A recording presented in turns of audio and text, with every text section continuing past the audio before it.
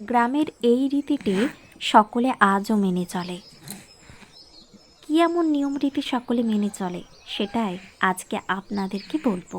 জমির ধান কাটা হয়ে যাওয়ার পর চাষিরা যখন সেই ধান খামারেতে তোলে, শেষ কয়েক আঁটি ধান রেখে দেওয়া হয়।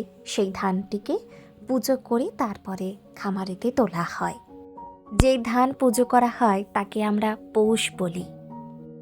এই পৌষটিকে পুজো করে খামারেতে রাখা হয়।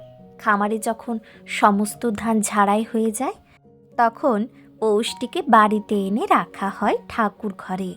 আর ওই পৌষ আবারও পূজা হবে মাঘ মাসের 1 তারিখ, আমরা যেটাকে বলে থাকি বার লক্ষ্মী পূজা। খামারে ধান ঝাড়াই করার পর যখন বাড়িতে পৌষ আসে, সেদিনই গ্রামের আরেকটি নিয়ম হলো বাড়িতে পায়েস বানাতে হয়। এই কাজটা প্রতি বছর আমার শাশুড়ি মাই করে থাকেন, কিন্তু এই বছর আমি করলাম। আর এই পায়েস বানানোটা সম্পূর্ণভাবে আমার এই প্রথম। আমি এর আগে কখনোই পায়েস বানাইনি, তবে এবার একটু নিজের মতন করে চেষ্টা করলাম। সবটাই মায়ের কাছ থেকে জেনে নিয়েছিলাম আগে। আচ্ছা, এই পৌষ পূজার রীতি আপনাদের কার কার বাড়িতে রয়েছে কমেন্টে জানাবেন।